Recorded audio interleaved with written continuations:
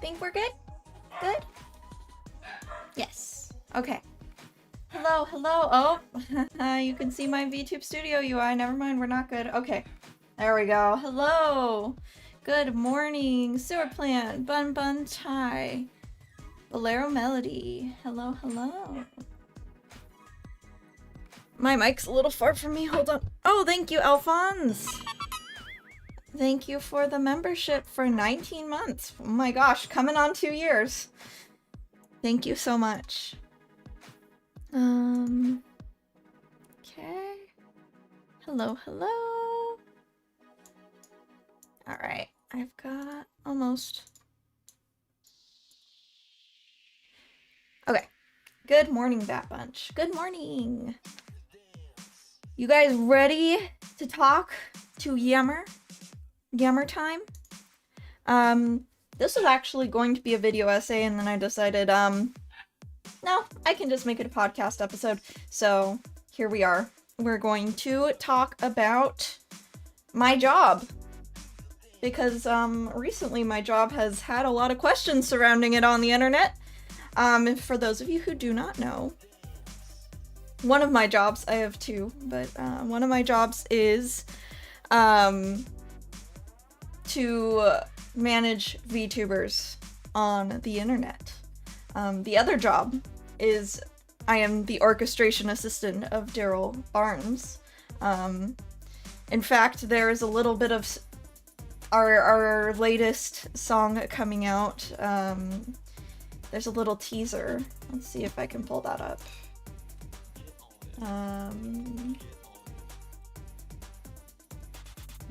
But yeah, so I'm a freelancer, and part of my job is to manage VTuber talents.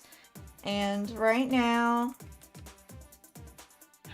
I know a lot of people kind of want to know what a VTuber manager does in an independent setting and also a corporate setting. And because I've done both, I can definitely talk about it from both perspectives. What's different between the two? What to expect if you do hire a manager? What to expect if you at least get into a mid-sized agency? I've never worked for a big agency. I've worked I've worked for companies who are small to mid-sized agencies, but never like V-Shoujo Hololive Niji Sanji. So I'm not qualified to talk about that. And don't assume like I'm saying wink wink nudge nudge I worked for any sort of company. Chances are you barely heard of the companies I've worked for. So yeah. Anyways, let's go on over, because I do have a little tiny thing to show you before we get into the meat and potatoes of... Let me just make sure... Yes, okay. So my boss, Starlight Daryl, did just post a tiny little snippet of our upcoming song that we worked on with Iron Mouse and Wonderiku, called Music Box of Fate.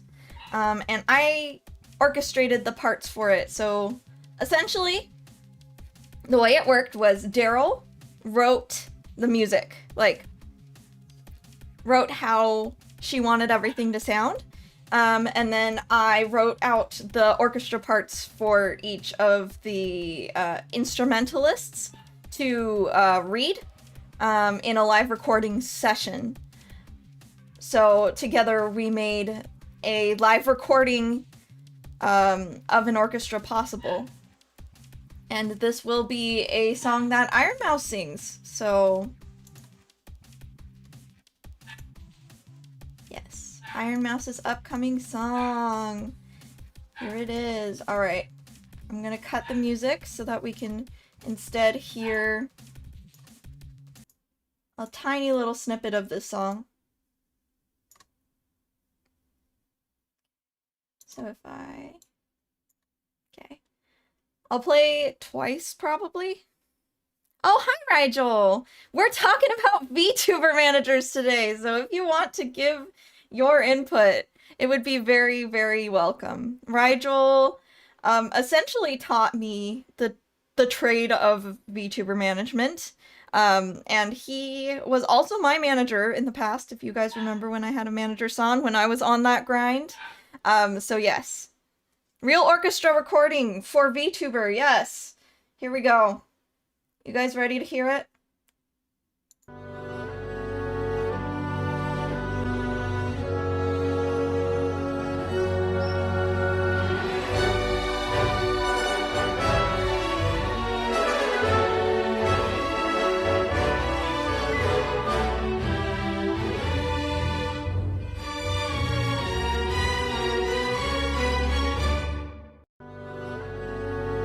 Yeah.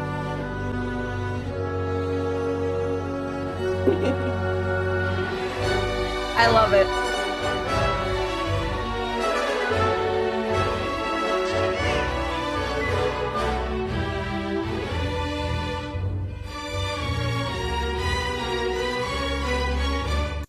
I'm so excited for you guys to hear the whole thing. This song has been in my head for the past months, because I was listening to, you know, the MIDI version that Daryl gave me over and over to write these parts, and so I've been singing this in my dreams. So yes, it's a wonderful piece, and I can't wait for it to be public. Yeah. It's gonna be great. Super epic. Listened to it a few times yesterday. Yeah, so hyped. This is obviously the biggest production I've ever been a part of other than the VTuber Orchestra, which I am still part of. So I'm very, very blessed with the opportunities I've been presented lately. And speaking of another opportunity that I've been presented of lately, I have been able to become a VTuber manager in an independent setting, which, I'm just gonna say right off the bat, I much prefer independent VTuber management to corporate VTuber management. So that's where my bias lies. So, oh, let me turn the background music back on. Just a little thing. A little bit of a beat. So essentially, I've been an independent VTuber manager since the beginning of 2025. So my background as a VTuber manager, let me go back so you guys can see the script. 'Cause why not? You guys can see my loose script.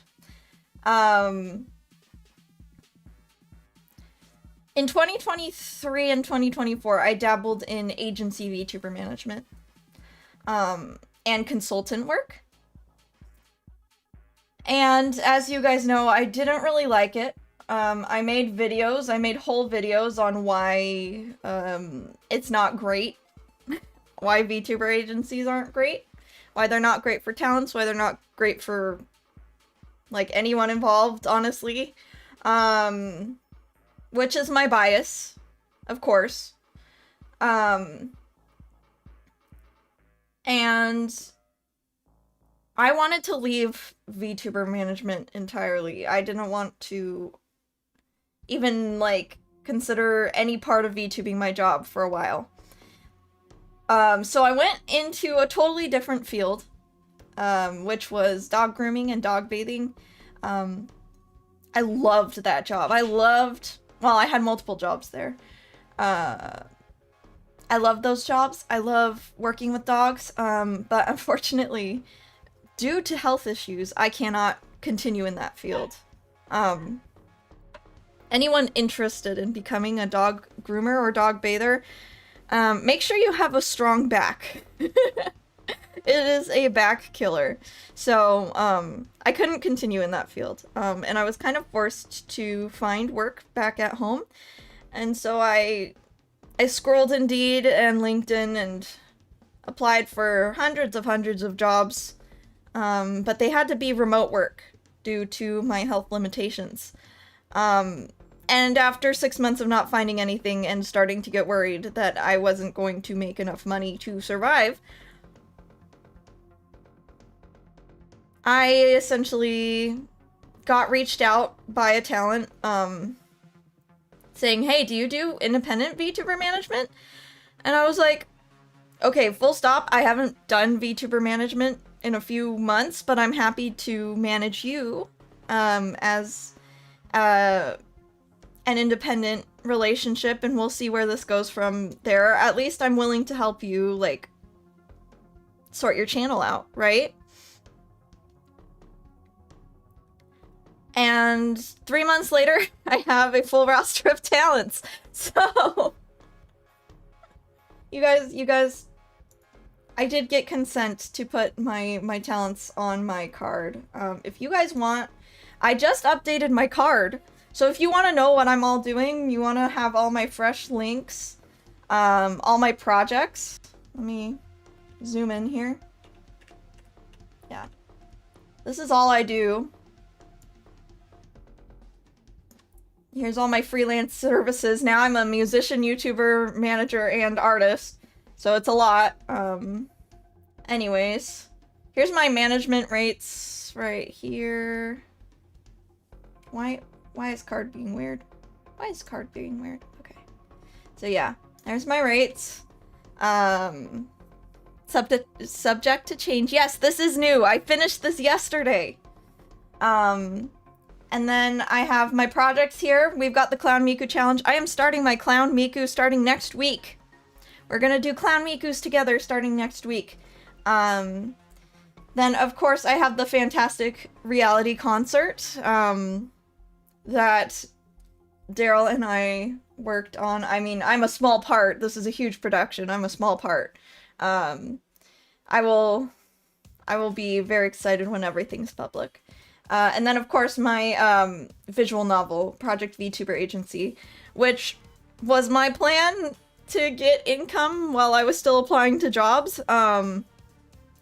And then I started managing VTubers, and now the production of my visual novel has slowed to a crawl, but it's still there. But yeah, here's my page. Here's my VTubers that I manage. 2 of these are in the VTuber Symphony Orchestra, if you recognize them. But yeah, I'm having a good time as a VTuber manager. And of course, Rigel in chat has been a great assistance in getting established. And then, of course, I have my colleagues that I do projects with, listed here. So yeah, that's kind of my background. I tried to get away from VTuber management, and then I fell back into it, and it has been providing for me quite well. I still need to take music contracts and art contracts on top of it in order to stay afloat. But it is a decent provision in a way that just taking art commissions or just doing music was not. So I'm very glad about it. I'm very thankful for the opportunity. So I noticed that during a particular unfortunate event on the internet that I'm not going to get into, there was a lot of talk about what a VTuber manager is even good for, whether people need a VTuber manager, and if VTuber managers are just boyfriends. Yes, that is a squeaky toy in the background. My dogs are playing near my door. So yeah, that's kind of what I wanted to talk about today. If anyone has any questions for me as a VTuber manager, let me know. Do keep in mind that I only have 2 years of experience in Corpo, and then, 5 months of experience in, 3 to 5, more like 4 months. 4 months of experience in, independent VTuber management. So it's not a crazy amount, but I'm happy to answer questions. I have How did you start managing VTubers? I started managing VTubers when a small VTuber agency reached out to me and said, "We would like you as our manager," essentially. Now that VTuber agency was very close to going under when I came, so I kind of immediately had to swap jobs into another VTuber agency. And it was kind of like an out of a frying pan into the fire type situation, where I went from one bad company to a worse company. But in that time, I learned a lot about VTuber management, kind of like fake it till you make it, but I was also watching a lot of YouTube on like project management, creative management, marketing. So I was essentially self-taught. Except for, of course, the CEOs telling me what to do. So yeah, I got most of my experience from agency management. And now I'm kind of applying what I liked about agency management and what I didn't like into independent management. Oh my gosh, one of my talents is already acting up in my chat. This is just a harem. Oh my goodness. I will have you know that I have a boyfriend, and we are very happily in a monogamous relationship. How many of the companies have you worked for are no longer around? Both of the companies that I worked as a manager are no longer around. Two of the companies I worked for consultants are still around and they're doing well. One of the agencies I worked for a consultant on never launched because it was such a failure from the beginning.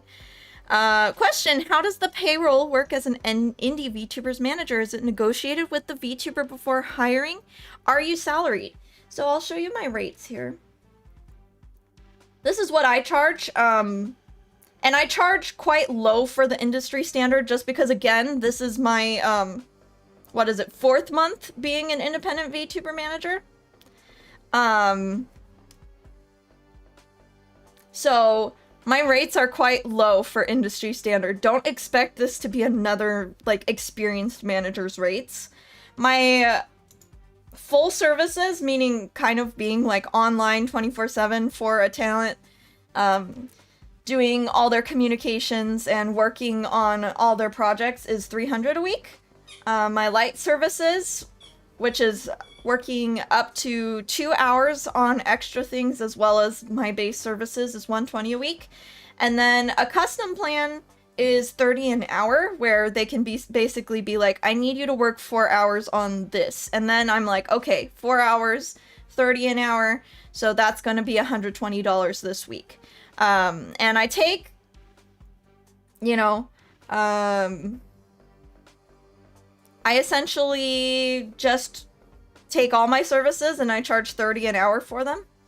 That goes for consultations, that goes for artwork, it goes for basically anything a talent needs me to do. I just say, okay, that's gonna take me about this much time, and I clock in on Notion, and then I give them like an hourly bill at the end of the week or end of the month, depending on how often they meet with me. Do you use any specific organization tools for managing your talents? I use Notion and ClickUp. ClickUp is more like centralized. Notion takes a little bit more work to use, but generally, you know, I think Notion is kind of the end-all be-all. Some of my talents prefer Trello, so I have an account in that too, so that I can check on their Trello boards. But I myself prefer Notion, and I just started using ClickUp, so yeah. this is kind of more or less what I charge as a manager. As I get more experience, we'll see. I might have to raise my rates, but generally this has been good for me. So let's see. Let me talk more about our goal as VTuber managers. And I need to once again change my window a little bit. Let's zoom in. Zoom in, enhance, enhance. Okay, here we go. Okay, so a goal of a VTuber manager is to take a talent, a VTuber talent, and helping them achieve efficiency, connections, growth, revenue, and work-life balance. A lot of the times, VTubers are doing everything themselves. I mean, creators in general are doing everything themselves. And this can be really overwhelming as their community grows, as their workload grows, as they have more sponsorship opportunities, or they're just looking for direction to go in their channel, and we can help them with that too. So efficiency, a lot of the times I'm helping them delegate to their team. I'm helping them learn how to recycle content, like posting, like giving their live streams more reach. So let's say they just streamed Breath of the Wild, for instance. Instead of just letting that VOD kind of die, what we can do is we can clip that VOD, and then we can turn those clips and post it on the Clips channel, but we can also post those clips on Twitter and TikTok and YouTube Shorts, and give that one piece of work that the talent did, that one piece of content, more life and more reach.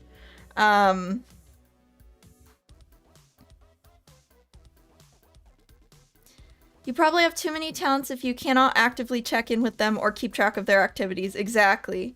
How would you know that you've taken on too many talents as a manager? Yeah. At one point in an agency, I was in charge of 7 VTubers, and that was too much. Yeah, managing just one person seems like a lot. And that is why, you know, you gotta stay organized as a manager.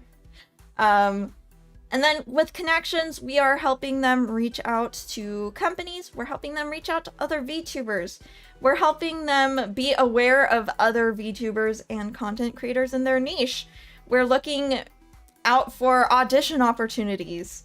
We're looking out for, you know, just general, like, hey, this person does the same kind of content as you. Do you want to reach out for a collab?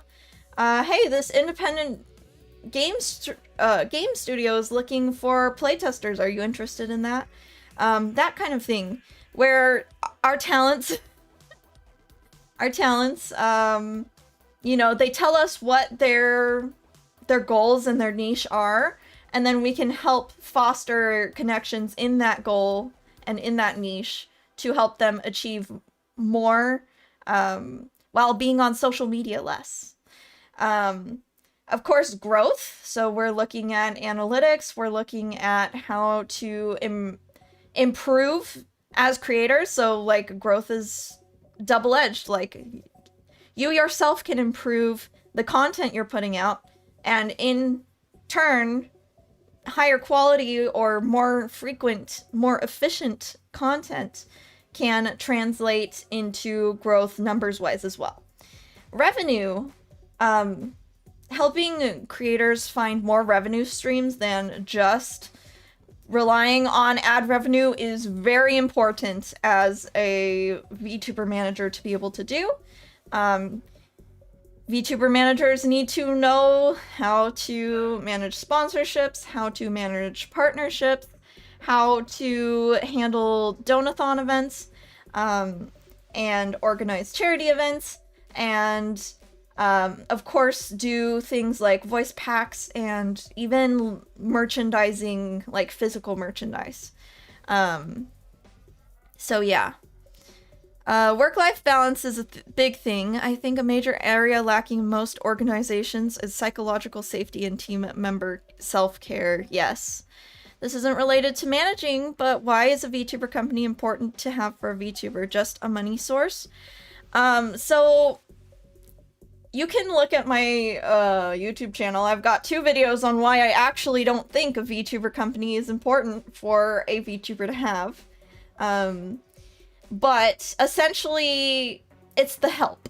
It's the help either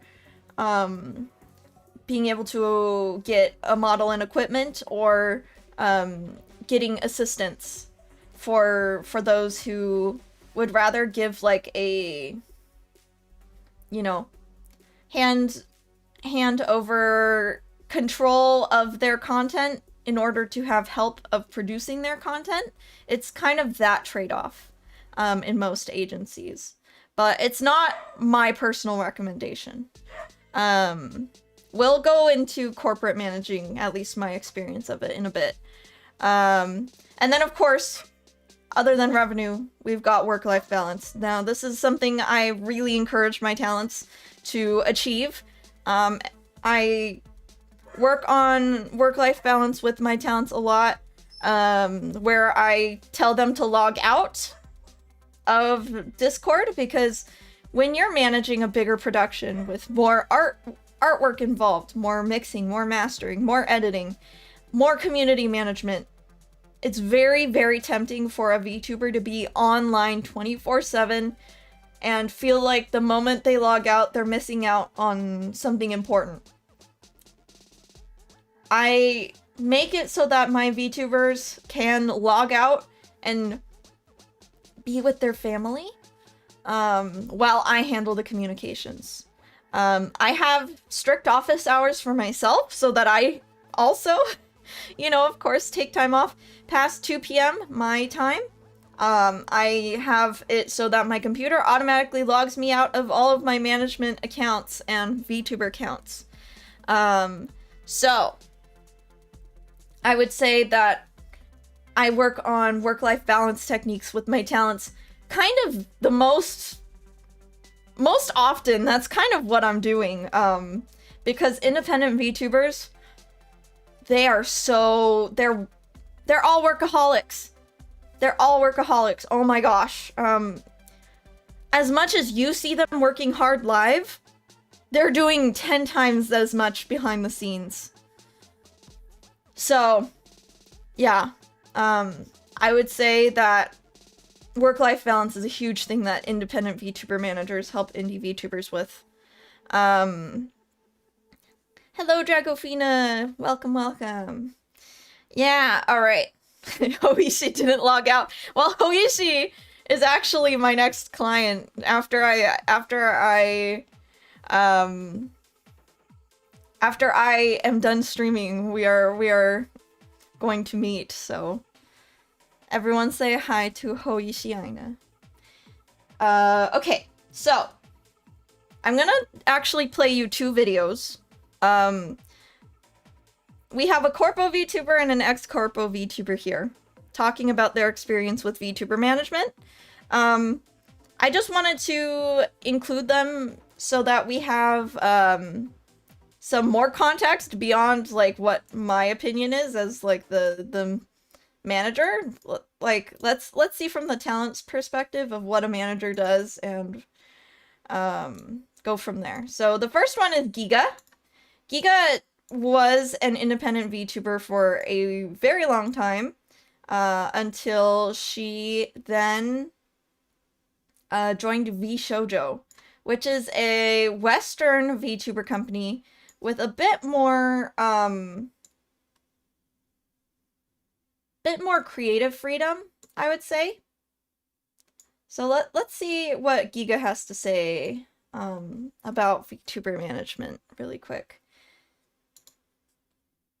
they do answer emails for you or forward you. Basically, they'll look through your emails and they'll look through all of your communications, and then they'll come to you and say, here's what we have inbound. Here are deals that people are trying to send to us. Here are things that we're hearing, that anything. They filter through all this and they take the couple of things they think you might want to hear about and they present it to you in a meeting. On top of that, if you want anything outbound, you're like, hey, I want more sponsorships. Can you contact companies to see if I can get sponsored for a thing? Hey, I want to do a merch thing. I want to do it with this company. Can you contact them? That's what the manager, most of their day-to-day will be, is doing that stuff. Let's say you're working on a merch line and the artist is like, yo, here's the first draft for the poster. I sketched it. Do you like this pose? Instead of sending it straight to you, they'll send it to like your manager, and your manager will kind of handle and be like, I don't think that's the vibe they want. Sometimes they'll come to you and ask, but if they know you really well, a lot of the time they can do a couple of those things for you without you having to be the one to look at everything and like yes or no everything. So they just kind of save you time on a lot of that stuff. That's honestly like number one day-to-day stuff that managers will do. And then they help you manage your calendar, honestly.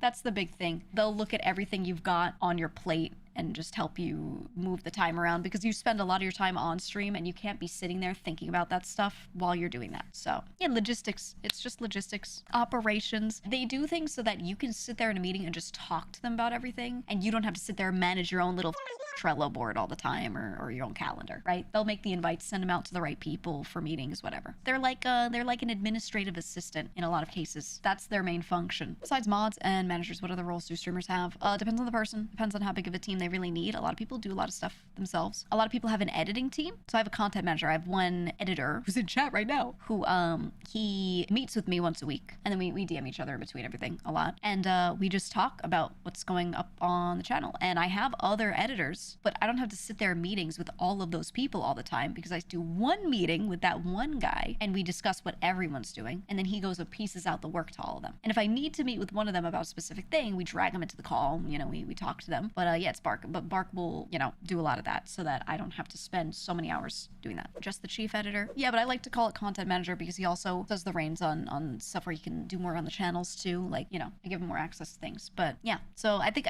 that's like the other like big function that we have. I think with everything else, most people don't have like other staff unless they really have a lot of money. I think beyond that, you need like a lot of money to start hiring other people for stuff. Some people do have a personal assistant, but usually the manager just covers that. If you have a lot going on, sometimes you do have both hired in. Anything else you could hire someone in for, you gotta be making buku bucks for that. Yeah. Buku bucks. I mean, almost all of my sponsorship money goes straight back into like editors and stuff. That stuff is expensive, and I can't imagine how I would hire like a lot of other staff, especially if I were hiring them for a lot of time. For a little bit of time, I could contract people out for sure for some little things, but not like I couldn't afford like to hire a whole nother person full time like that. You know, like some people do have teams like that, and that's crazy to me. They have to make so much money for that. Insane. I think Mel has different managers for her content branches. Yeah, she's definitely a unique case, right? Because she has like two really different major sides of things that she does. So having different people handle that makes sense. I know some people have like they themselves are a streamer, but there are some people who have a brand where it's more like there's like a separate visual brand where they sell a lot of figures of themselves and they sell a lot of merchandise of their character, and it's like a lot of people that buy that and interact with that don't even know them, the streamer, that well. They just like the character, you know, almost like you ever seen Supersonico? Remember how fucking popular? Anyways, the rest is off topic, but so to sum up what Giga just said, she feels like her VTuber manager acts like an administrative assistant and handles all communications for her, whereas her content manager handles all of the different content being posted on the channels and the edits. So I would say that is pretty accurate to someone of Giga's size, at least. A manager such as myself, who is managing smaller talent than Giga, I'm working with, obviously, a smaller budget than Giga, as well as, you know, filling in more of the roles, because oftentimes these smaller independent VTubers, they don't have other team members to manage. I'm kind of like I'm their only one on their team. So if you combine all the people she just talked about into one, that's kind of my job. I will say I'm not an editor. I'm not a great editor, but I do work with editors for my job. That's kind of the only thing I don't do. I myself am an in-house artist. I can also help with music stuff. I can help with live 2D. I'm getting well versed in 3D. So I'm kind of like, I'm trying to be, and I hope I'm succeeding at being a jack of all trades, so that these smaller talent that I am managing, not to say my talents are all small by any means, but they're not like in V Shoujo, right? They have full support. So yeah. Then of course we have another perspective, which I don't know if you guys know who this is. If you are against hearing about past lives, cover your ears, because I'm going to say who this is. This is Randon Nuring. Oh my gosh, I'm blanking on his Hollow Stars name, but he used to be part of Cover Corp's Hollow Stars, which is the male equivalent of Hollow Live.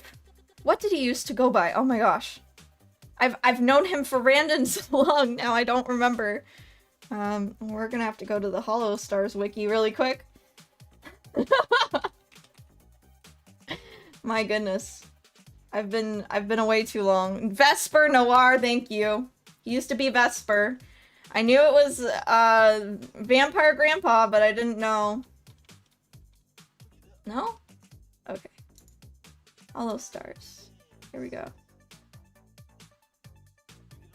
English. No, they don't have pictures? Okay, never mind. I'll just show you. Images. His fan base was a Honduran white bat. So I just look like a really big Vesper fan. But yeah, Vesper Noir. Noir Vesper. This Castlevania looking guy. He was with the company for about a year. And then they parted ways. And ever since, honestly, there's been a lot of issues with the Hollow Stars management expressed by talents who left and talents who stayed. So put that into perspective. That is where he's coming from when he is talking about this. So let's listen to his perspective really quick. Why do corporal VTubers go on hiatus so much? Let's take a crack at answering that. Lots of different answers, but I'll go over one that I think is a major contributor, and that has to do with management. Everybody saw this coming. Management, unfortunately, has no stake in the talent that they're managing. If the talent does really, really well, they don't get extra money. They get a set salary, just like whatever, as far as I know, whatever they get, they get. However, if the talent that they're managing screws up and does something risky and ends up damaging their reputation or the reputation of the company that they work for, then the manager is definitely going to get in big trouble. They're going to get chewed out at the next meeting. This is 100% accurate to the experience that I had. At least in the two companies that I managed talents. I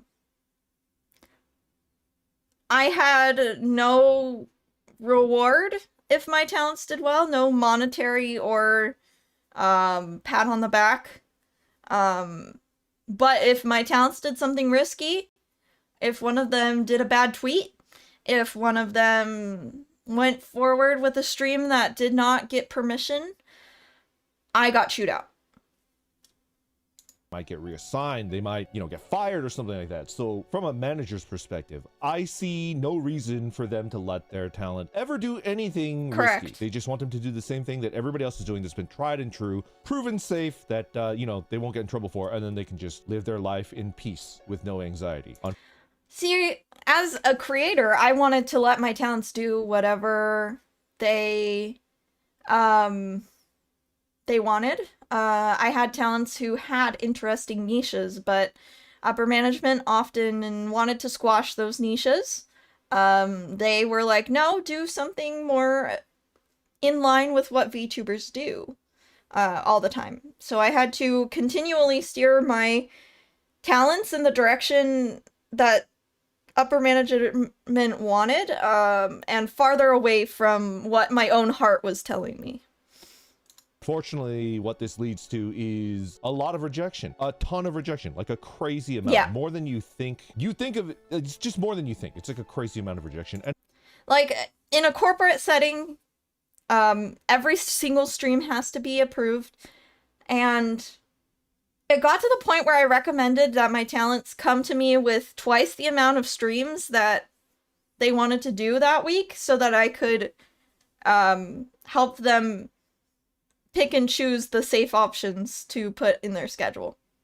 And that is so sad, because as someone who's like constantly wanting to challenge the VTuber norms myself, like if you look at my character design was kind of designed to break the norms on purpose. So it was kind of disheartening as a VTuber manager to have to go against my own like creativity and constantly be rejecting my talents and what they wanted to do. it can deal damage to the psyche, I think. Yeah. A VTuber is a performing artist. They are a creative, and it's never really a good feeling to have a creative's endeavors over, like, you're basically a non-creative person is telling you how to be creative, and that is just a recipe for disaster, in my opinion. I think This is, of course, Randon's experience. I wouldn't say that VTuber managers are non-creatives. Every VTuber manager that I know personally, we are all creatives, and that's why we are good at our job. It's because we know how to create. We understand the creation process from start to finish in many, many, many different aspects of creation, including the financial, including the legal. So I wouldn't say we're not creatives. Of course, Randon could have had a different experience. He could have had a corporate manager who does not have a creative background. But at least in my experience, the majority of independent VTuber managers, we're all creatives. We're usually VTubers ourselves. So it's more like we're kind of VTuber plus, because we're so invested in the creative process that we have more or less decided to learn the ins and outs of the creative process, big and small, in order to help other talents achieve those things, and they don't have to learn all the ins and outs of every little aspect all by themselves. So I would definitely say that, like, although his experience was not having a creative manager, that's not what I would say the norm is, at least in the English independent VTuber management sphere. My management consulting brain always goes into full motion when hearing about agencies. It's like you don't even have gap analysis. The interesting thing is I wasn't into management before this. I have relatives who helped me learn how to manage. But I have not had a corporate job outside of being a secretary before this. So I'm kind of like skill tree. I'm like 10 out of 10 in the creative aspect, and I know how all these creative aspects of the internet function, and I'm more like 5 out of 10 still learning the management technique kind of aspect. Is that because a lot of managers tend to lean closer to content developers themselves? Yes. A lot of us are or were creators at some point, and we learned that our strengths lie in actually developing content beyond ourselves. So managing a team bigger than ourselves, working with artists instead of being artists ourselves, that kind of thing. But you honestly have to know all of it. You have to learn, like, for instance, when I started managing, I did not know anything about 3D. And I've had to learn very quickly about 3D, about the industry standards of 3D, about different kind of model formats and what they can be used for, and how to use the programs that have 3D models in them, how tracking works, all of that stuff. If I don't know something, it is now my homework to be an expert on it by the next week. So that's kind of been my experience, where if you're not a creative in VTuber management, and this is like a broader, like, you could talk about YouTuber management. I mean, we're just doing YouTuber stuff plus idol culture plus modeling, like the model aspect, but really this applies to all YouTube managers. I would say that you have to learn the ins and outs of whatever niche you are managing. Is it fun learning that? Yes, I absolutely love learning the creative, like the back end of creative work. I absolutely love it when a giant project comes together. I love creative project management. And I think that's part of the reason why it's like, I like being an educator, and I also like learning.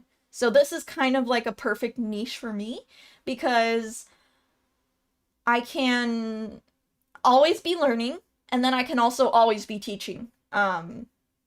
So that's one aspect that I would say wasn't the case for me in corporate or indie setting that Randon did deal with as a talent in Hollow Stars. I think the best way to manage a creative is to let them do what they want to do and earn their trust by, you know, being willing to run damage control, because things will go wrong, and that's what a manager does. They fix things, but that's not really how it works out. And finally, like, okay, so he says best way to manage a creative is to give them creative freedom.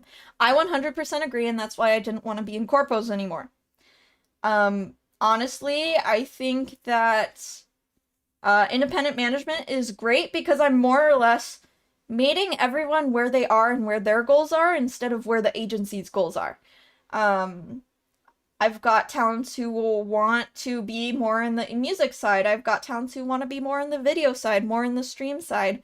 And I just take my knowledge of those niches and I help them grow in the niches they want to grow in, instead of telling them, okay, well, the meta for VTubers right now is to play this game, and, you know, it doesn't matter that you want to do that niche, because that niche doesn't have an audience, and if it doesn't have an audience, we don't give revenue, so you need to do at least 3 streams in the meta niche, and then maybe if you have time, you can do your weird niche. Like, that's the main difference between managing indie and managing corpo. I'm not telling talents what to do. I'm advising them on what to do based on what they want to do.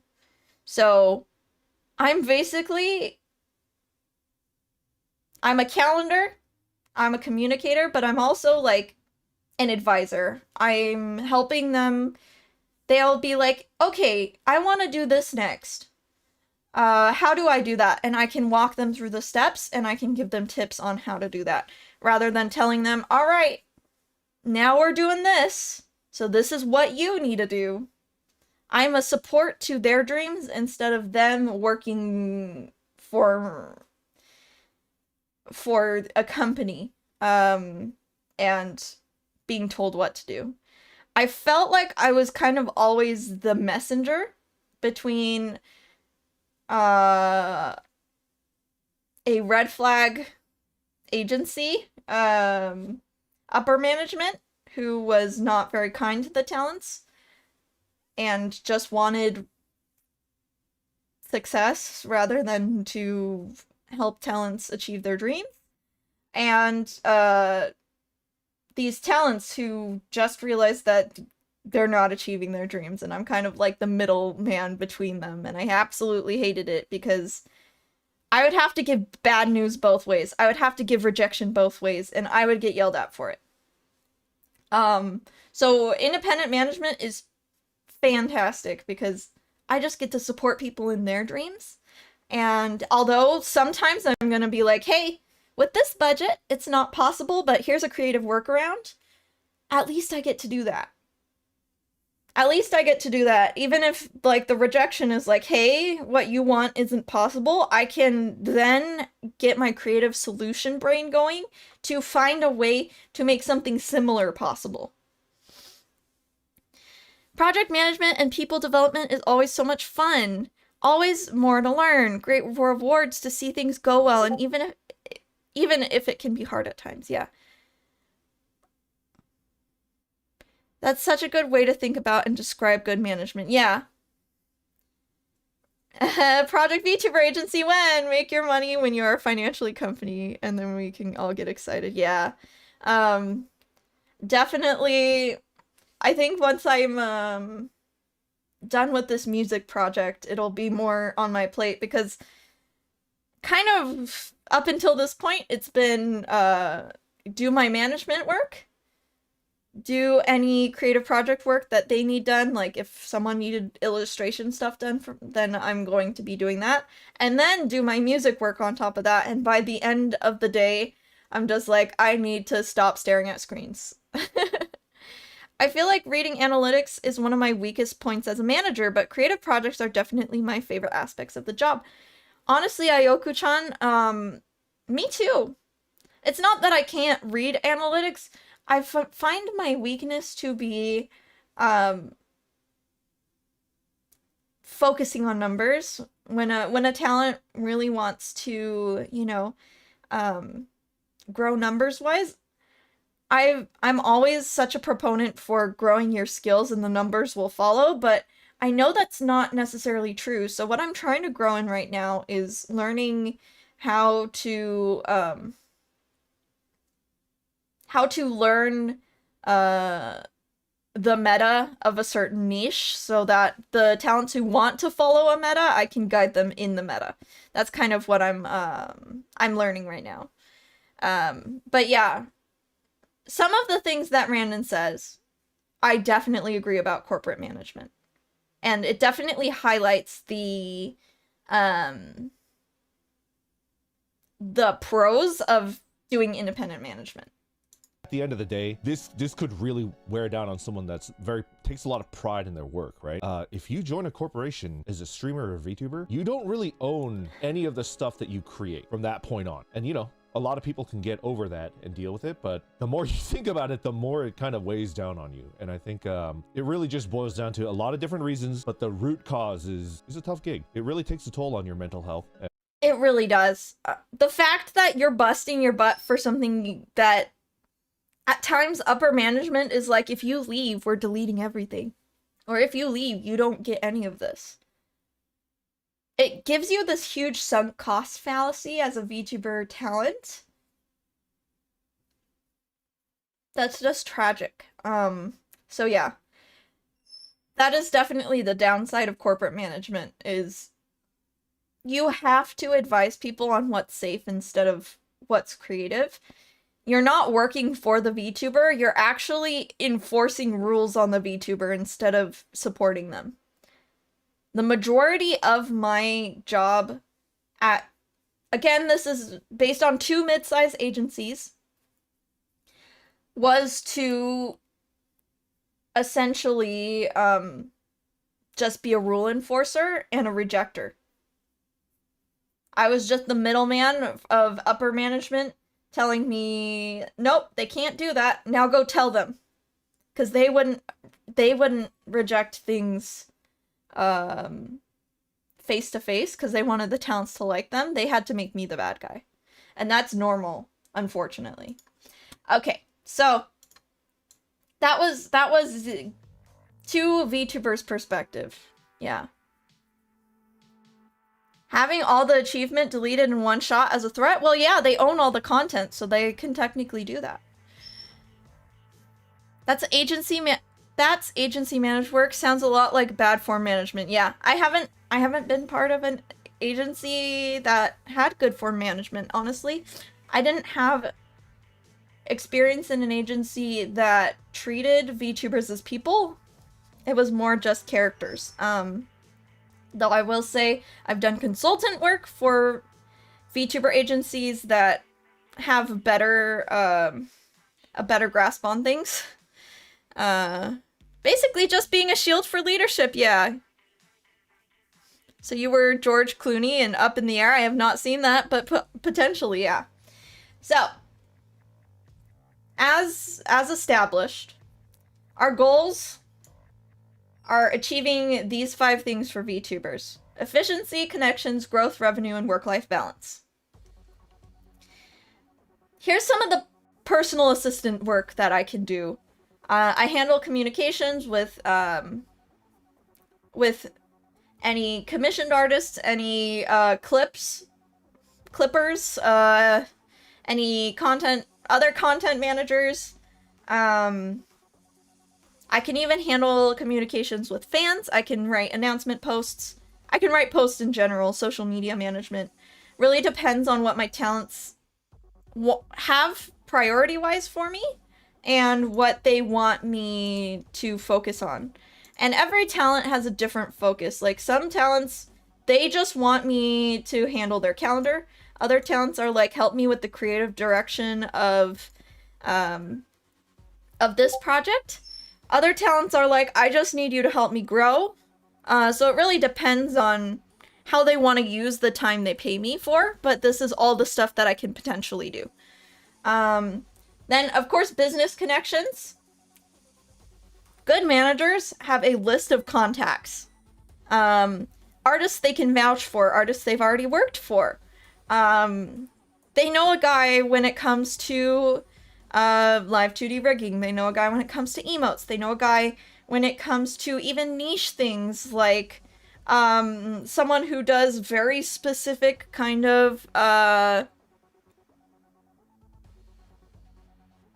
what's a good example of weirdly specific things? Like instrument rigging for live 2D. So as a manager, I keep contacts handy of literally everyone I have a good experience with. I put it in a Google Doc, and so that when I need to find something, I just hit Control F, and I search my own tags, of like, when my talent is looking for, oh, I need an artist for this specific thing. I have contacts with keywords so that I can just like immediately give them a contact. How do you gain the contacts? Just being in the industry? Yeah, I've been a VTuber for 5 years. I've worked in a lot of groups. So essentially, if this is something you want to do yourself, if you're gonna be your own manager or you're like looking to become a talent manager, the first step would be to start building your Rolodex, honestly, your connections. Because the worst thing you can do as a manager is go with an artist you've never worked with, thus jeopardizing a deadline. So let's say my talent wanted to debut. Let's say they're like brand new VTuber, and they're looking to get a live 2D model. If I go with an artist that I've never worked with before, that could be a nightmare situation where the art isn't done for an entire year and we're just waiting to debut based on like this expensive artwork that, you know, it would have been on me because I was the one who recommended the artist. So it's much better and much safer to make a list of people you know deliver, because honestly, the biggest obstacle of my entire career at this point is unprofessional artists, unprofessional VTubers, just a lot of unprofessional people in the VTuber sphere. Which is fine, right? Like, if you're a casual artist, I've been that artist. I've been the artist who delayed for 6 months because of life stuff. Like, I get it. But when we're like trying to run a tight ship with deadlines, you need to have a list of artists that you know can actually follow through on deadlines. And I wouldn't hire myself as an artist. At least not the me of 3 years ago. So, yeah. Gonna make your own agency? Heck no. I don't like agencies. I do not like agencies. I much prefer independent. But yeah. Starting an agency, I would need $1 million to do it. At least. And considering that I thrift all my clothes and I do everything myself and home make everything I can just to get by, I don't think I'm gonna start an agency anytime soon. Even in a workers' co-op format, here's the thing, I don't think it's beneficial. Like, VTuber Symphony Orchestra is beneficial because we couldn't make that content on our own, right? But even then, the amount of work that VTuber Symphony Orchestra requires behind the scenes is really, really intense. Yeah. Okay. So, that's the personal assistant stuff I do. Handle all the communications. I can send emails. I can send emails in multiple languages as well. I mean, this is getting less important as translation gets better and better, but I've never used my Chinese and Japanese more than when I became a VTuber manager.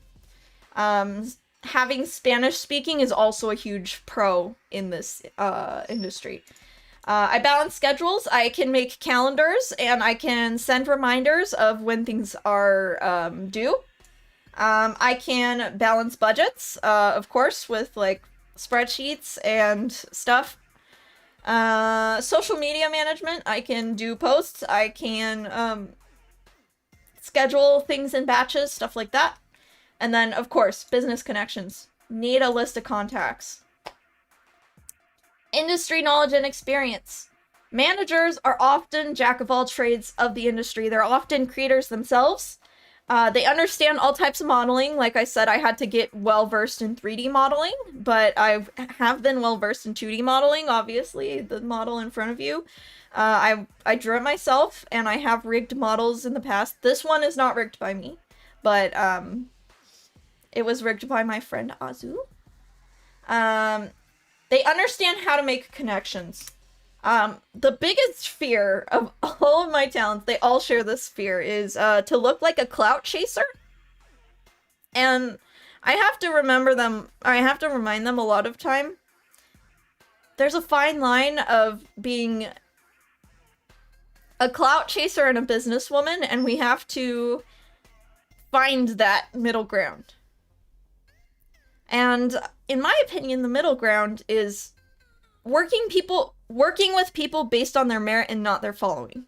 So a lot of the times when making connections, I recommend making connections based on the similarity of content, the vibes, like if you vibe with someone really well, if they make content similar to you, like EG and I. EG and I are both character designers, and they are also like, you know, into a lot of the same stuff as me. So it was only natural. It's a natural connection that EG and I, you know, talk, and we just naturally became friends and, in a sense, colleagues. So, first of all, I just tell them to ignore, like, what Twitter has to say about it. And as long as we reach out professionally, and are always cordial and professional in DMs, I say there's nothing to be afraid of. Keep going back and forth on if I should become a VTuber, but it's expensive and I keep running into roadblocks like not having privacy and such. I can't do it with my family knowing. If you want to talk to me in the Discord, I can actually give you a few resources on that. One thing you could do is use a free-to-use model and then record videos instead of doing live streams so that you can control exactly when you're a VTuber. For instance, your family being out of the house and then uploading videos that you edit. So that you're only speaking as a VTuber when no one else is home. But yeah, reach out to me in my Discord. We can talk it out. But yeah, making connections. There's a fine balance between business connections, clout chasing, but the majority of my VTuber solutions is to just never reach out, and that is not going to get them far. So I more or less just coach them in how to make connections. And then of course we go over analytics.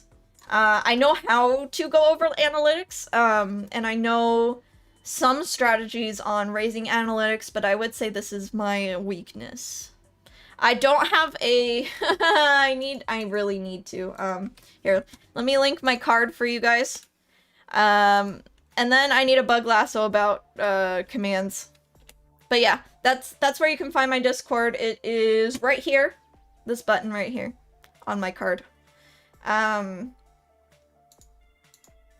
Okay, so VTuber managers are also brand professionals. They can analyze your brand from an unbiased lens. VTubers are usually really hard on themselves. And sometimes they're kind of clueless about what their own personality is and what aspects of their personality is marketable. So we can come in from an unbiased lens and be like, hey, this part of yourself is really great. We should do more clips showcasing this side of yourself. Or, hey, you know, what you've got going on here is really good. Let's hone this. Let's push it further.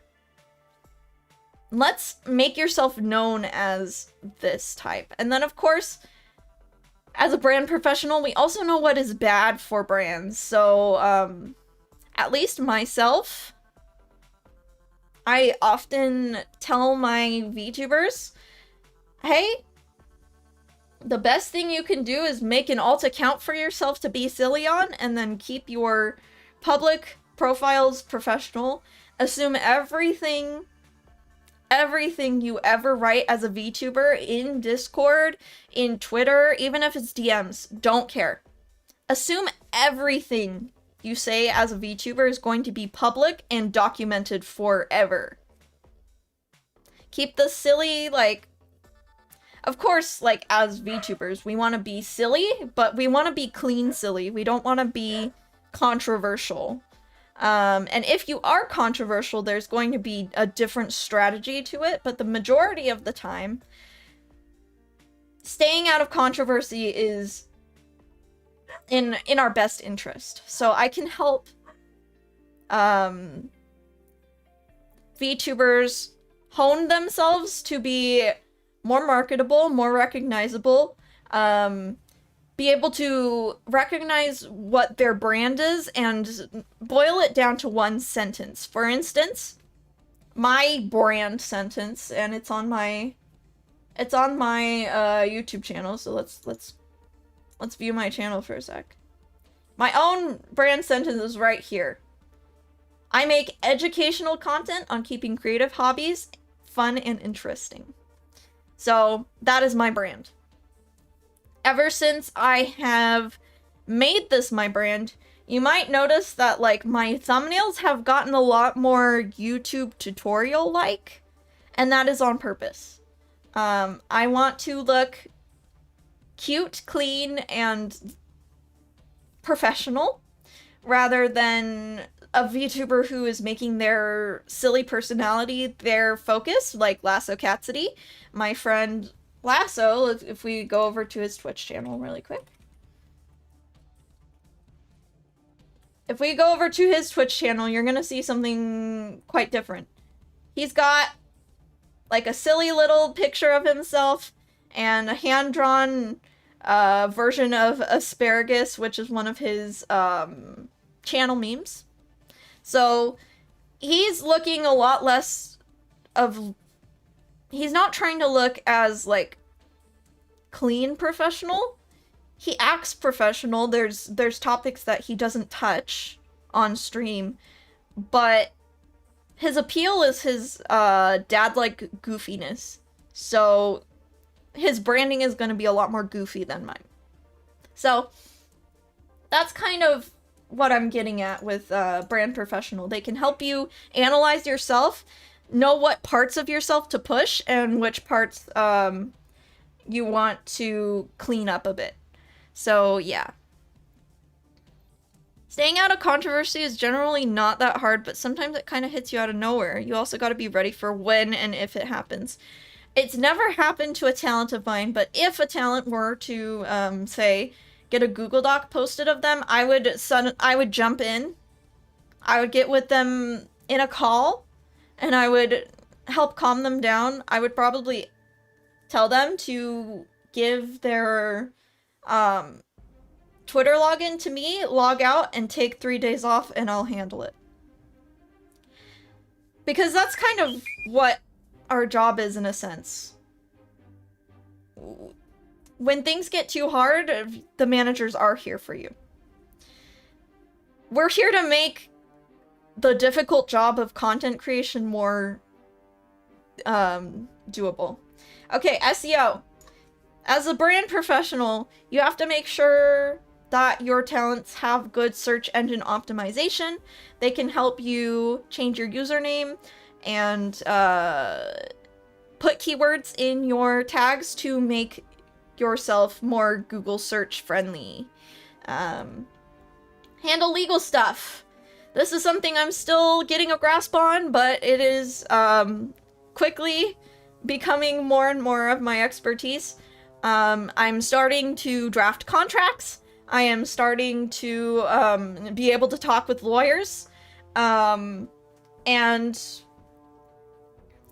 I would say that the most important part of the legal stuff that I do is make written agreements with artists on deadlines and terms and conditions. I know how to read TOS of artists. I know a lot of the, like, honestly, at least from my perspective, a lot of the legal stuff is just reading and Googling what things mean so that my talent doesn't get into a bad agreement. Some VTuber managers do use AI to help with this, like AI to help draft contracts. I myself am not that kind of VTuber manager, but it's out there. Analytics, of course, every VTuber manager does need to know how to at least read analytic graphs, needs to understand the analytics side of YouTube. I got to where I know analytics-wise by actually watching a lot of the YouTube studio back-end, like, tutorial stuff. But I'm also in a few Discords that taught me about analytics. Graphic design, you need to know. If you don't know, like, the thumbnail game on YouTube, you need to at least know that. Even if you're not, like, adept at Photoshop yourself, you need to know what makes a good thumbnail and what makes bad thumbnail. As well as, I would say, in this case, you might also want to know about character design, just because of the VTuber niche. Knowing what character designs are going to do well and not do well is really important. Work experience. Here's the thing. I wanted to talk about work experience really quick because I'm going to be fully transparent in the fact that I have way more work experience in creativity, creator stuff, and a lot less experience in management. But I have a lot of VTuber managers who are the opposite. They're coming from the corporate world and they're getting into creative management. So covering your bases and getting more work experience by collaborating with managers who are kind of on the opposite spectrum of you can really help. Me talking to managers who are more or less, you know, sorry, I lost my train of thought for a sec. Talking to managers who are coming from the corporate world is really helpful for me to know how it works in a company. And then they can talk to me about the VTuber industry specifically because that's what I have experience in. And then, of course, merchandising. You need to know how merchandising works. You need to know how the basic, like, printing on demand versus doing pre-orders, that kind of stuff. Organizing a merch drop is a lot of work, and it's kind of risky work. So it is also very good to know what can go right, go wrong.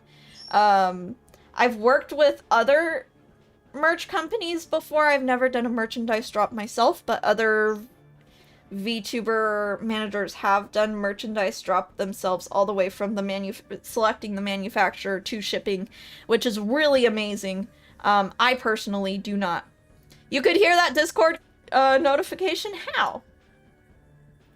Oh, because Discord isn't muted. Haha. Okay. Yeah. Alright. So, now I want to talk about what a professional independent VTuber manager is not. Your therapist. This is a little, I'm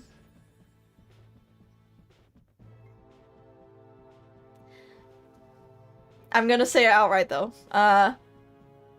VTuber managers are not therapists. I can, of course, help with the emotional load of the work. Like I said, I help with my talents, work-life balance, but I do not, I cannot give life advice. I can only give advice. I can only advise based on the job. I know that there's been popularized clips from specifically Phase Connect, where a lot of their managers, I think it was Pipkin Pippa who was saying, like, her manager basically became her therapist at some point when she was in a bad place. But I have to say that although there is some overlap of the two, I can only help with the VTuber aspect. I cannot help with the life aspect. So I have set boundaries that I'm only helping with VTuber stuff. Of course, you know, if a talent is kind of stepping over those boundaries, what I really just say is, like, if you need, I can help you find a therapist in your area. But I myself I'm not equipped to help you in this aspect. And that's kind of how I handle it. Because that is more or less what the easiest boundary to be broken, like, over the years, as a talent starts trusting you more, and you gain a deeper relationship, you have to set your boundary of, like, hey, this is still just a professional relationship, and I'm happy to support you in your creative things, but you're going to need someone else to support you in your personal things. I wonder with time VTubers turned managers will become the norm over strictly business trained ones. Perhaps. But yeah. I have friends who are therapists.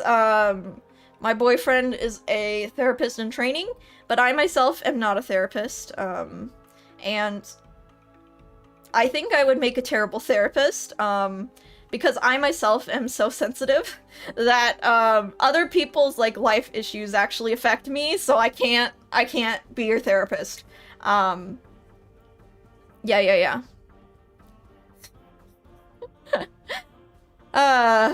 That's one of the biggest issues. I've been oversharing and venting too much for years, so I've been working on myself to do it less. That's really great of you, Saddest. And, you know, having a friend group is great. Having a therapist is great. But VTuber managers can't fix your life. We can't help you with the personal aspects. Rigel says, that looks familiar, yeah. The problem is that even in the business world, the skill of an art of management is rare. Often there isn't much support and training beyond just follow the company lines. Yeah, that's kind of my experience so far too. I've noticed, I've not done physical merchandise drops yet. I have more experience with the digital side. Yes, same here, Ioku. It's more beneficial for the talent to get professional help rather than help from someone who doesn't have the qualifications for it so much. My boyfriend's gone through so much like rigorous training and qualifications. It really has opened my eyes to just how much training it takes to become a therapist. So I'm not your therapist. All of my talents have been really great about this. But in the past, I've had issues with this, so I thought I would say it. I'm not a miracle worker who can make you grow. I can advise you on how to make yourself more professional, more polished. I can tell you things about the algorithmic meta, and I can, of course, encourage you to make your work flow more efficient so that you can post more often, but there's still a tiny bit of luck involved. And it also comes down to the VTuber's skill level, unique level. Unfortunate reality is that the entertainment industry just prefers some people over others. Some types of people over others. And it sucks. Which is why, on my channel, I'm a huge proponent for keeping this your hobby. But if you want it to be your job, even with the best manager, even a manager way more experienced than me, they're not a miracle worker. They can't make it happen. They can't just flip a switch or tell you a specific thing and then bam, you're big. A VTuber manager is not here to inflate your ego. In fact, if you're looking for an ego boost, don't hire a manager, because we are here to critique you in order to help you improve. Of course, I only keep it to constructive criticism. And as a music major, I learned the art of the compliment sandwich, which is, hey, here's something I really like. Here's something you could work on. But overall, I like this. So you put the constructive criticism in the middle. So, yeah. If you want VTubing to be your job, would you what would you say is the threshold of viewers, subs, etc. that you would have to reach? Very good question. I'm actually going to talk about that in a future video essay, but I would say really depends on how much you need to live off of. If, for instance, someone who is being supported by their parents and or spouse can probably be my size and consider it their full-time job. Because if you only need like $300 to $500 a month, yeah. If you are expecting to pay rent and feed yourself and possibly other people or animals, it's going to be a lot bigger. It's probably going to be more in the 100,000 to 500,000 range of subscribers.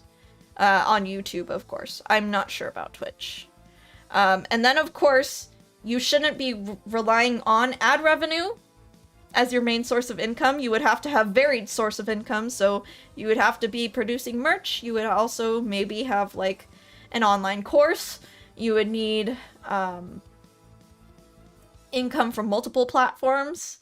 Yeah. You'd probably need to be really healthy with the amount of sponsorships you get.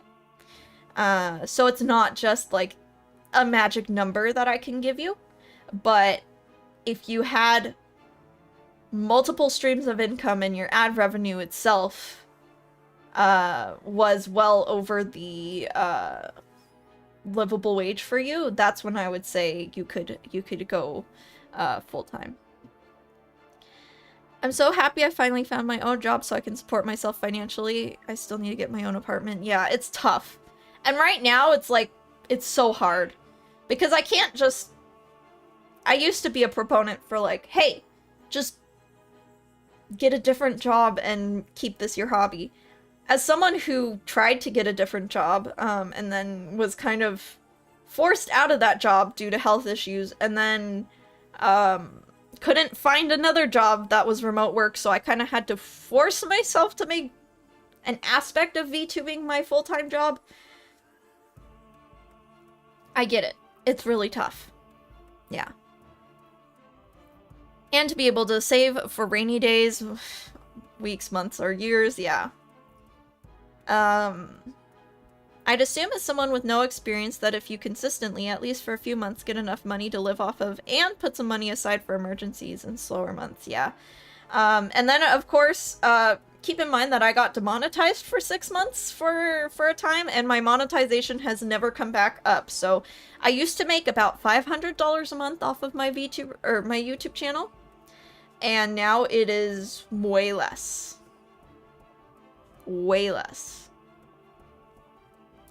So keep that in mind, that if you get put in jail, your revenue's gonna take a tank, and it's not like, oh, okay, I'm out of jail, it's all better. No. Those videos are demonetized forever. I can't remonetize them. So, yeah. Anyways. The other thing that a VTuber manager is not is someone who's on call for you 24/7. I have office hours, and I highly recommend that VTuber managers keep their office hours strict, and only do communications in those times. Unless you can pay for me to be on call 24/7, which no one has been able to. But yeah, I keep it strict. 8 to 2, unless someone needs to meet with me after work and is in my same time zone, then I can meet with them, do our meeting more flexible, but I can't, like, be checking my inbox past that time. Yeah. Yeah. It's also good to remember to keep up skills for work that you can do outside of content creation, so that if you need to find a job, your skills are still up to date. Agreed. Agreed. Job stability is not something that is known for with content creation. And then a indie VTuber manager is not someone who tells you what to do. A corporate manager is someone who tells you what to do. An indie manager is making suggestions. And the other thing that I think a lot of people don't understand about indie managers is you have to tell them what you want to get out of their services. I'm not, like, I can't, like, just decide for you what you want me to do. I can make suggestions of what I can do for them, but in the end, you have to boss me around. You have to tell me what to do, not the other way around. So yeah. Q&A! I actually got some other questions from Discord and Twitter before this. The first one was, can family members / significant others fill your manager role? Gee, I wonder why this one came in. So my answer is yes, but inherently, a manager from your personal life will not be able to give you unbiased and professional opinions. And that's, in my perspective, a important aspect in a professional VTuber manager. So, like, if your mom's your manager, let's say, my mom's not gonna tell you, Yam, you're boring. You need to have less pauses in your videos. You need to speak with more inflection. My mom's not gonna say that to me. She's gonna be like, oh, darling, you're perfect. You're doing great. So I don't recommend, like, if you're looking for an advisory role with your manager, that your significant other or family member becomes your manager. However, if you're just looking for someone to answer your emails, handle your social media, that kind of thing, you can technically have them to be your manager. I just personally advise against it because, I don't know, something about, like, mixing work life and family life to me is unappealing. I know a lot of people have family businesses, but it makes me nervous. So, yeah. Like, I think it could cause more friction in your relationship, especially if something goes wrong with your channel or they make a mistake. So I would say yes with an asterisk. And of course, I got another one of it, so I wanted to go in more depth, and I'm like, yeah, think about family business, like a hypothetical family business where a restaurant, it's like dad cooks, mom handles the finances, and the son is the cashier after school. Does that mean that the son can't claim that he works as a cashier? In the long run, does it make a difference that the son got this job through his family?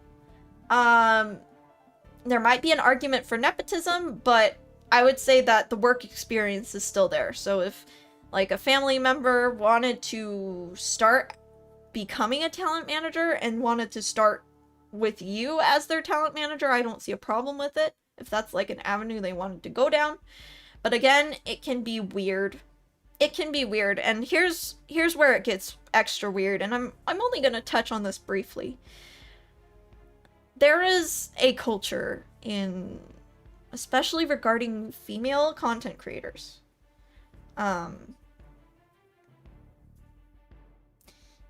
Regarding, like,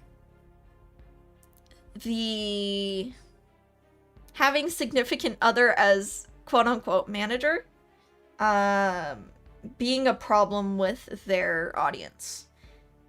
Now, here's the thing. I don't think it's a problem to have your significant other be a manager, other than, of course, the bias and the whatever nepotism claims you want to give. I don't think that's the problem. I think the problem comes in whether you find VTubers quote-unquote Disney magic to be deceptive or not. So when I say Disney magic, I'm talking about kayfabe. I'm talking about the role-playing aspect of VTubers, where, let's say, we'll take a hypothetical VTuber that I'm making up right now. Let's say Hina-chan says that she's a single cafe owner, and she does girlfriend experience ASMR. And she talks about how single and lonely she is, running this cafe all by herself. And she wants to include her significant other in her stream somehow, because they're together a lot, right? But she is worried that her audience can't handle the fact that her character is Disney magic and is not, in fact, her reality. So she's like, okay, I'm just gonna call my boyfriend my manager.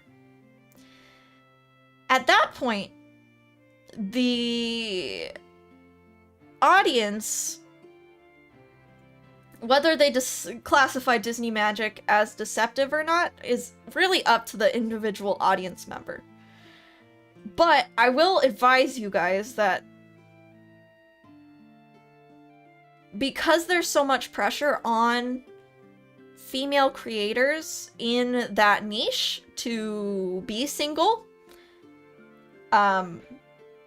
more often than not, it's gonna be the case where they're probably not single, but they're going to use Disney magic to appear single.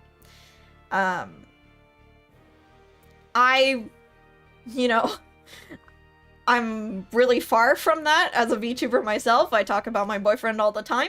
And I'm obviously not giving you guys GFE. So that is up to the individual morality of the viewer. And of course the streamer. But it is a choice that some VTubers choose to make. And it is kind of given managers a bad rap.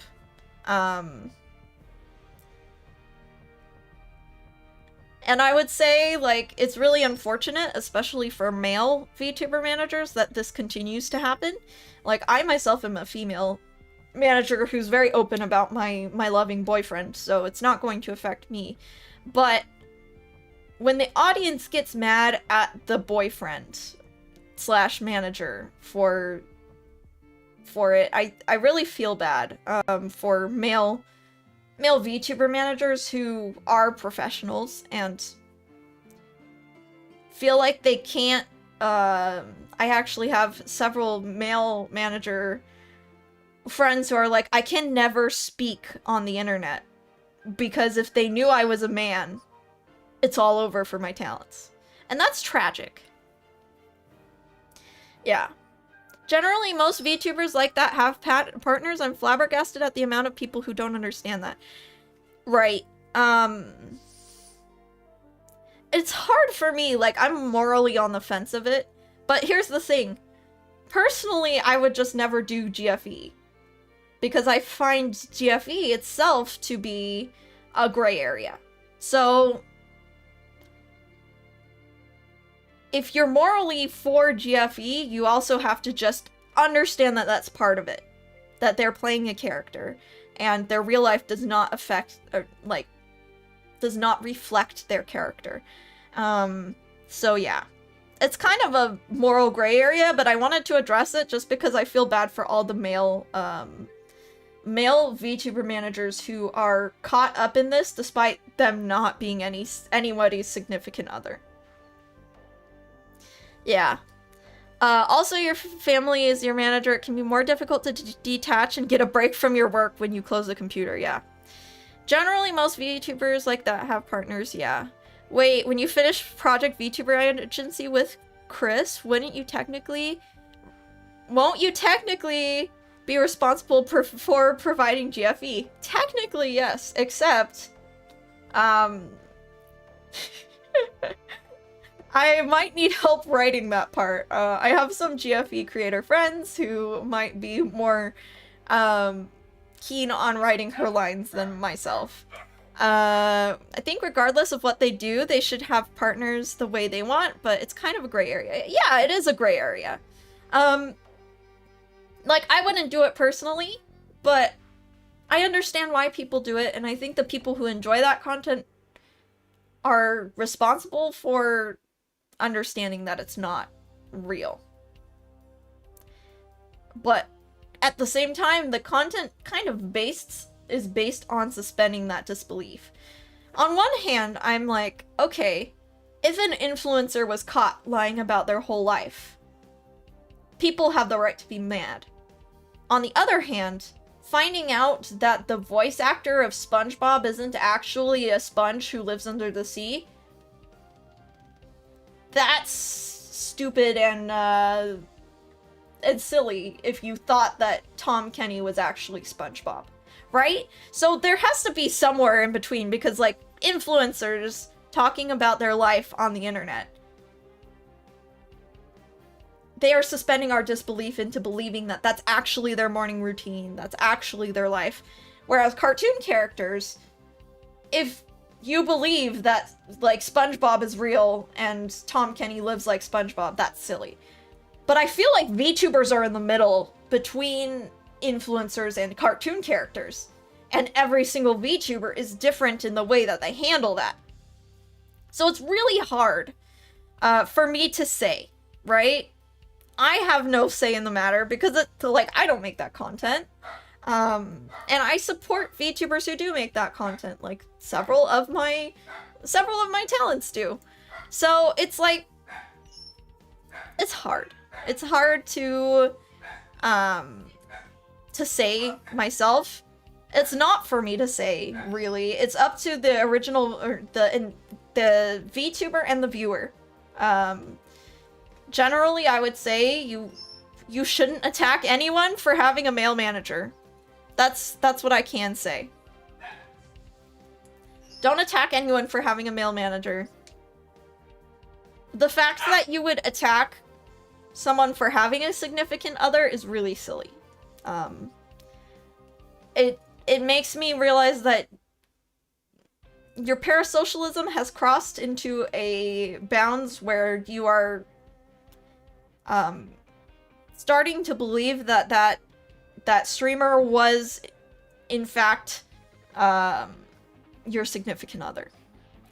So I'm preaching to the choir. I know the Bat Bunch is good about this, but generally, I wanted to address the whole significant other / manager allegations. It's not that VTuber managers are dating their clients. That's actually not the case. It's that these VTubers are already dating someone and they want to include their significant other in some way, so they call them manager and they give them some personal assistant duties. But if someone hires a VTuber manager and is paying them to do a job, it's not their significant other 99% of the time. So yeah.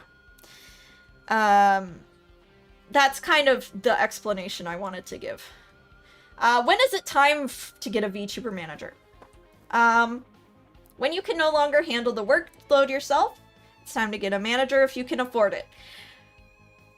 Big on if you can afford it. That's kind of why I keep my rates low. I have a package where you just pay me for the amount of hours you can afford me that week. Or that month. I have talents who pay for my full services. I have talents who pay me for just an hour when they need it. So, being flexible as a manager can really help you assist a wide variety of talents. And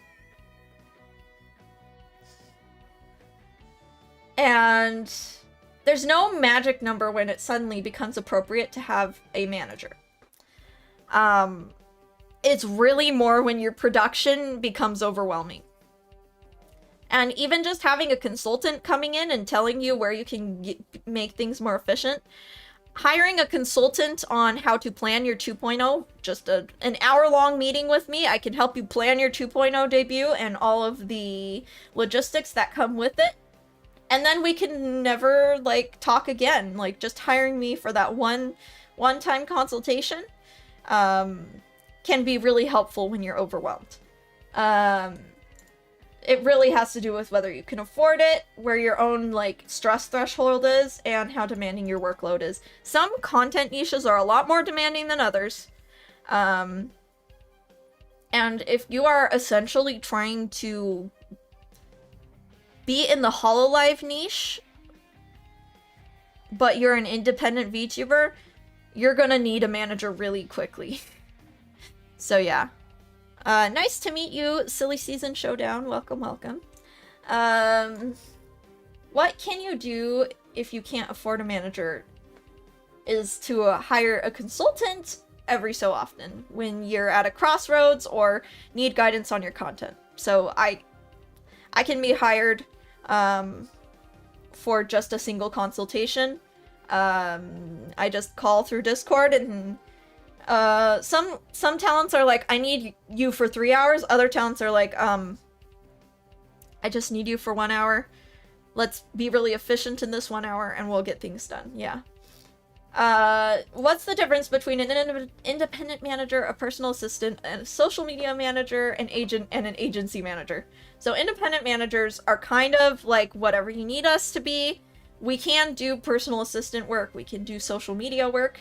Whereas personal assistant is only doing calendar and communications. Social media manager, only handling your social media. An agent, finding sponsorships for you and doing connections. And then an agency manager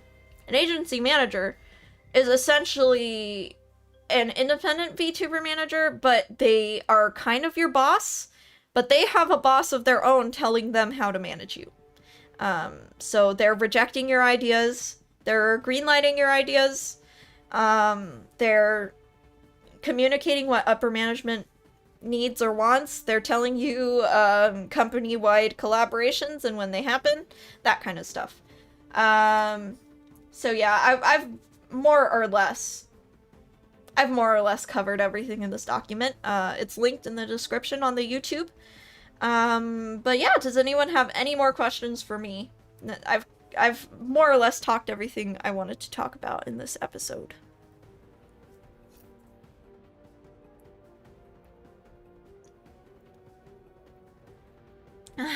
Sipping my tea.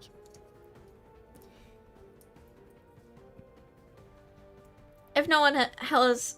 Ugh. Wow. If no one has any questions, I would be happy to end and raid out, but yeah, I just really wanted to talk about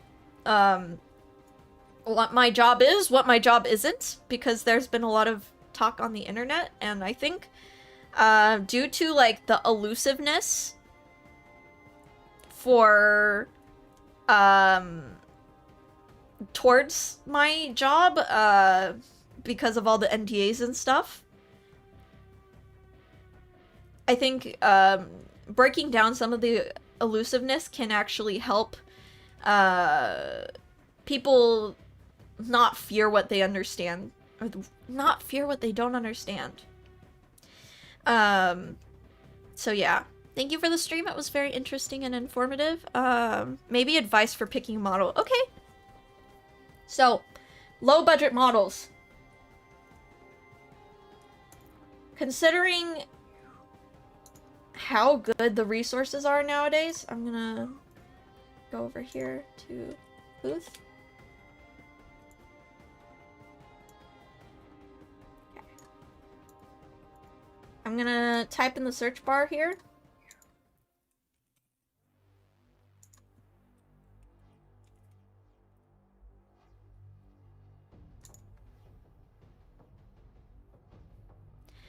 Hello, I'm a new fan. Welcome, welcome. I really don't have any questions, just sending you well wishes. Thank you for your granted insights and information. Yeah. I possibly missed it because I was a little late. How are you doing today? How are you holding up this week? Has your sleep gotten better? My sleep has gotten slightly better. I'm doing a bit better than I was.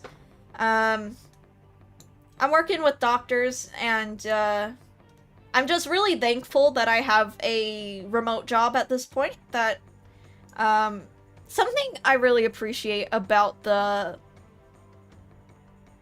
VTuber sphere and the creator sphere is we're all really understanding of other people's health issues, because we kind of all have health issues. It's kind of what forced us to become a VTuber a lot of the times. So having VTuber clients who are so understanding of me having to be like, hey, I need a reschedule, has been great. So having a job that supports me in my health needs is the real benefit of being a VTuber manager to me. Hello, welcome. Okay, so go to booth, type in live 2D modelu, or model, and there's gonna be a bunch of customizable, high-quality rig models. You can even have ones that are quite customizable, like in regards to different hairstyles, different face, different skin tones, all of that.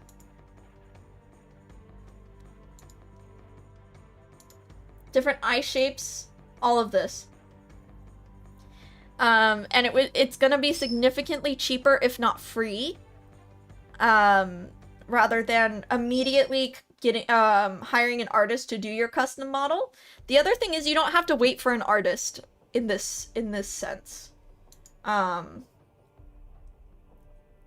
We can even filter here by price. Can bring this down to 0. Did it not save? Oh, there's a submit button. If you filter down to 0, you can see all these free ones. Look. Look at this. Look at this. Back in my day, this was not possible to get free. But look at this. Look at this. You can have an Ikemen model for free. Look at this. And with Live 2D, VTube Studio, you can even change the color of every little thing on this model. These are cute models. These are cute models. They're the same quality of rigging and artwork that I have, but completely for free. Isn't that amazing? Don't we live in an amazing time to be a VTuber? This one has a working keyboard and mouse. And here's the great thing. Most VTuber fans aren't as familiar with these free-to-use models as you would think they are. No one's gonna know, especially if you customize it with your own colors. They're just gonna appreciate that you have a model, honestly. If you wanted a custom model, first, I would say go with PNGTuber. But if you wanted a rigged model, going with a free-to-use one on Booth is great. Like, it's actually fantastic. The fact that we have this nowadays is amazing to me. Same thing with 3D. 3D model. Look at all these 3D models. Look at all these 3D models. Now, some of these are for VR chat, others are for VC face. But you can definitely, with all the resources here, you can become a VTuber for free and immediately with things found on Booth. So yeah. Big thing is to read the terms of use and remember to credit the artist. Exactly. So yeah. That is how I recommend you find a model at this point. That is really cool. Yeah, Booth. And it also can help you narrow down your character. When I was making videos, we're gonna ego surf again for a sec. When I was making videos, let's go back a few years. Back here, 2 years ago. 3 years ago. Yeah. I was advising VTubers a lot to think really long and hard about their VTuber concept and their VTuber design, because we didn't have free models at this point.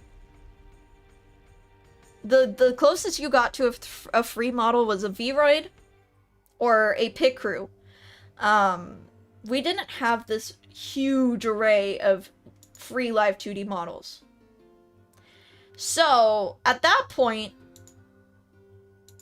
I was like, you need to think long and hard about the VTuber concept and VTuber design. And at this point, I actually am a proponent for try out a bunch of other people's models, and whatever feels right to you, you can base your VTuber concept off of that. So like, let's say you tried a vampire, you tried a bear, you tried a pirate, and you're like, wow, I really liked how I felt when I was a bear character. Great. Now it's time to be a custom, like, now it's time to commission your custom bear model.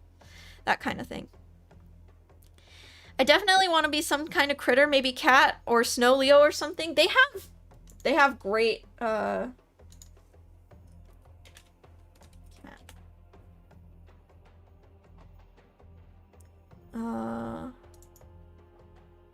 There's even, like, these funny, like, little cats. But, yeah, you can get, like...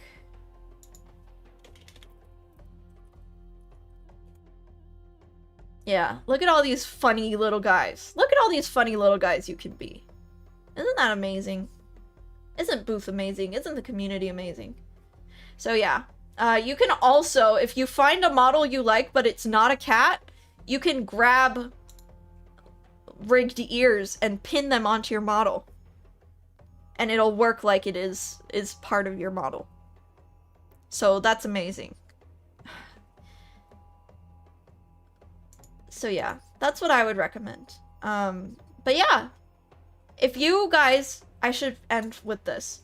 If you guys are interested in getting a consultation from me and or making me your manager, I'm still open for full-time slots, maybe 1 or 2 full-time slots. Other than that, I'm down for consultations. My reoccurring consultation rate is 30 an hour. If you just wanted one general consultation and you weren't planning on meeting with me again, I do charge 50 an hour just because I have to do a little extra research on your channel to make sure that I can effectively steer you in the right direction. So I usually spend 2 or 3 hours before the meeting prepping myself on what you do, which is why the general consultation rate is just $20 higher.